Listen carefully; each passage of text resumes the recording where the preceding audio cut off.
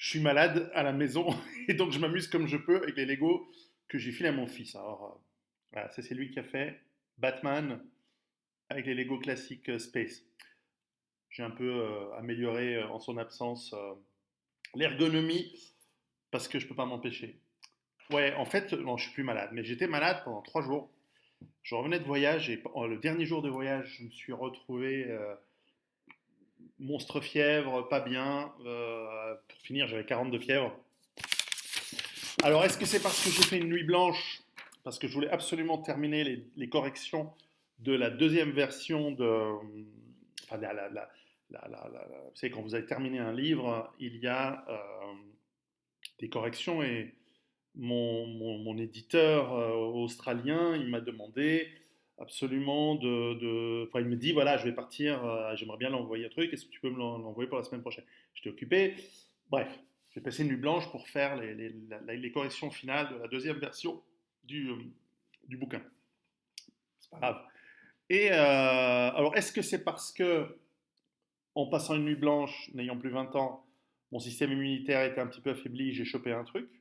Ou est-ce que j'ai chopé un truc et le fait d'avoir passé une nuit blanche, le système immunitaire a baissé et donc tu tombes en ce qu'on appelle malade. Alors la maladie, c'est en fait la réaction du corps euh, à essayer de redevenir une situation qui est normale, c'est-à-dire l'homéostasie. Et là, en l'occurrence, en ce qui me concerne, la montée de la température, c'est probablement une manière qu'a le corps pour éliminer probablement une infection, sûrement bactérienne, peut-être virale, mais c'est un truc efficace. Alors, dans le cadre de la survie, lorsqu'on tombe malade, et c'est vrai qu'à l'époque où j'ai écrit mon premier livre, et on a repris en gros le même chapitre dans Rue Barbare, en tout cas dans Survivre à l'effondrement économique, il y a un chapitre sur la médecine, et en gros, à l'époque, je pensais, et d'une certaine manière je le pense toujours, mais ceux qui me suivent depuis longtemps savent que j'ai un petit peu évolué là-dessus, et je vais vous dire tout à l'heure grâce à qui, à quelle lecture et d'autres, j'ai j'ai compris en fait, en Occident, depuis une cinquantaine d'années, depuis probablement l'invention des antibiotiques, euh, en fait, nous sommes dans une culture qui n'a pas que des avantages et qui a des défauts, qui sont notamment dans la médecine, de considérer que l'état, en fait, qu'il n'y a pas d'état sain du corps. On est tout le temps malade de quelque chose. Et que surtout, et c'est ça le gros défaut, c'est qu'il y a un miracle, un remède miracle en fait, pour chaque symptôme de maladie. Vous avez mal à la tête, vous prenez une aspirine. Vous avez mal à les aigreurs d'estomac, vous prenez un basifiant, un bicarbonate, etc. Vous avez une bronchite, vous prenez un tel autre médicament. Alors qu'en réalité, le corps, bien sûr, il fonctionne dans son entièreté, et en ça, la médecine orientale, chinoise, mais aussi les médecines traditionnelles européennes, et d'une certaine manière les médecines africaines. Quant au reste du monde, je ne connais pas.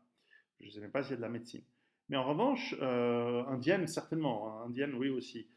Euh, et donc, ce côté, et ça c'est dû aux antibiotiques, parce qu'à l'époque de découverte des antibiotiques, et aussi bien plus tôt à l'époque des vaccins, ils avaient identifié voilà, un problème qui était le symptôme du vaccin, avec enfin, qui était le symptôme d'un virus, et le vaccin, qui était une forme de virus atténué, souvent mort, qu'on injectait et qui provoquait une réaction immunitaire, et qui, en tout cas pour les premiers vaccins, après c'est devenu un gros débat et c'est très compliqué, ça permettait d'immuniser. Donc voilà, donc un problème, une solution. Et en fait, c'est beaucoup plus compliqué. Et la réalité, c'est qu'il faut laisser le corps au maximum du possible. On peut l'aider à faire le travail d'auto guérison. Alors vous allez me dire, oui, mais et normalement c'est à ce moment-là que ceux qui abondent dans ce sens vous disent, regardez, les animaux ne prennent pas de médicaments, etc.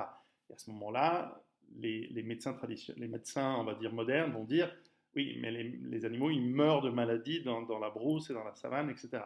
C'est vrai, c'est tout à fait vrai, les deux camps ont raison. Et en fait, il y a une place pour toutes les médecines modernes ainsi que, on va dire, naturalistes à travailler ensemble, main dans la main, pour le soin, pour la prévention d'abord des maladies. Et ça, j'en parle un peu plus déjà dans peut-être mes livres plus récents, mais aussi dans certaines vidéos depuis 2 ou 3 ans. Mais il y a aussi un aspect de, voilà, de complémentarité, c'est-à-dire que si vous travaillez par exemple au renforcement de vos os en faisant de l'exercice de force, en faisant des exercices de traction, quand vous développez vos muscles, vous développez aussi le sur quoi les muscles sont attachés, c'est-à-dire grâce aux tendons, notamment aux os. Donc le renforcement musculaire vous permettre de renforcer les os et donc va réduire vos chances de fracture. Toutefois, quand vous avez des fractures, là aussi, une bonne santé, un bon système immunitaire va aider à la remise en place. Mais si votre fracture est ouverte, là, la médecine moderne, elle va être capable de venir avec des vis, avec des systèmes intrusifs, certes, mais qui va réussir un bien meilleur travail que si vous mettez des plantes mâchées au crachat d'Indiens taïnos. Et là, il y a une complémentarité, de la même manière que...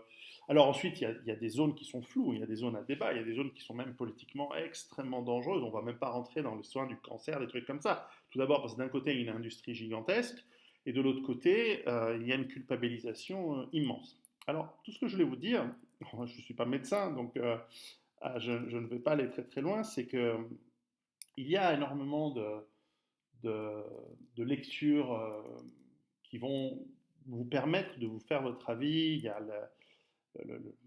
tout ce qui tourne autour du principe d'Hormèse, il y a toutes sortes de, de, de livres aux États-Unis, en France, dans tous les pays. Vous trouvez des excellents ouvrages qui vont vous parler de la capacité aider le corps à se soigner, aider le corps à mieux détoxifier, aider à reposer tous les organes en fonction du type de symptômes, on va dire, entre guillemets, de maladie que vous avez. Alors, pour moi, c'était simple. Fièvre, bienvenue. Enfin, j'adore la fièvre. La fièvre est une réaction du corps très saine. Donc, le corps augmente la température, donc repos,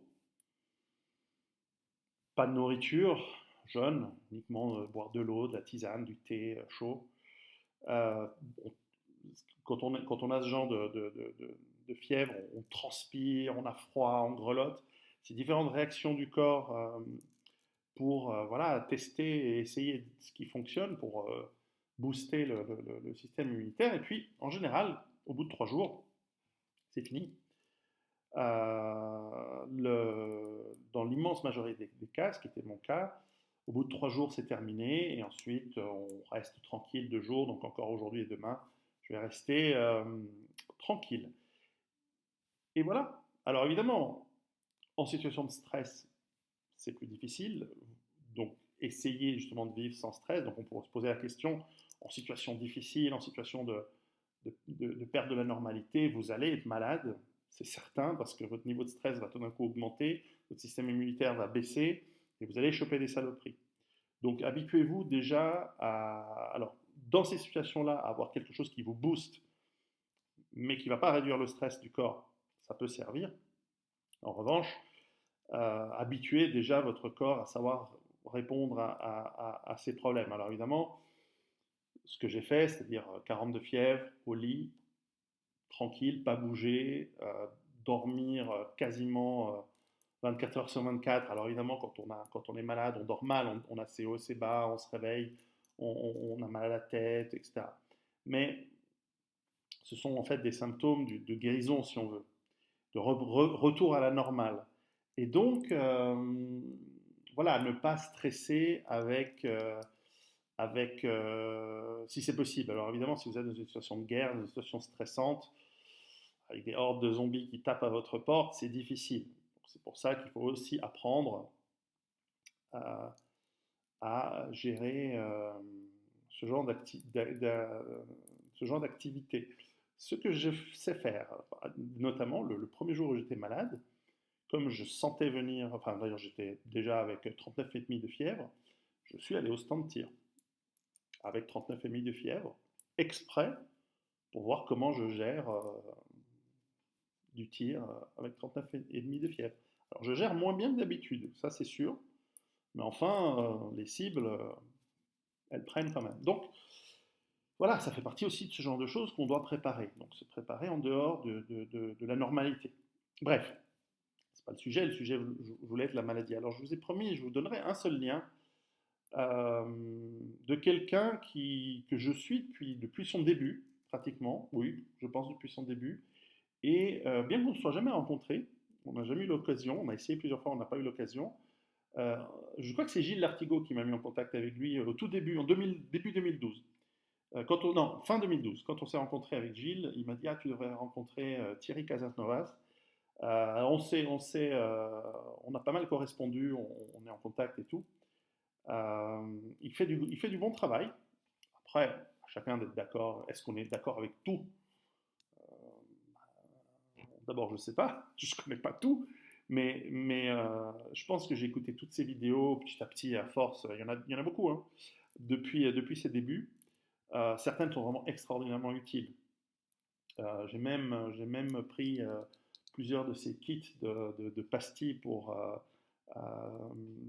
pour faire les cures de détox du printemps, pour aider le foie à bien travailler en période printanière. D'ailleurs, ça va être bientôt la période de commencer ça, cette année. Et faites-vous votre avis, allez sur son site, allez sur sa chaîne, c'est pas mal. Elle est vraiment bien. Et c'est quelqu'un qui revient de loin, hein. Il a failli mourir, il a étudié, il a tâtonné. C'est quelqu'un de très intelligent en fait. Et qui a su trouver le, ce qui fonctionne pour lui d'abord. Et il a essayé, il a testé le cru, il a testé donc le vivant, manger du vivant, il a testé les jus, il a testé la viande crue, il a testé toutes sortes et surtout ce que j'apprécie, c'est qu'il n'est pas dans le dogme, il n'est pas dans la religion, il n'est pas dans le...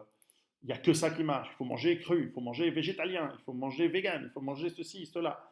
Tranquille, on travaille le corps, il réfléchit en termes de comment fonctionnent les hormones, comment fonctionnent les glandes du corps, comment fonctionnent les différentes euh, sortes voilà, des différents éléments du corps qui vous permettent d'atteindre une guérison pour certains, mais simplement d'atteindre l'état normal du corps. Bref, il y a énormément à dire là-dessus. Euh, je préviens tout de suite, hein, c'est pas du tout une secte, c'est tout à fait logique. Et puis, faites votre avis. Vous n'êtes pas obligé de trouver des gourous. Souvent, les gens qui parlent de secte sont des gens qui eux-mêmes soit aimeraient être à la tête d'une secte, soit sont des gens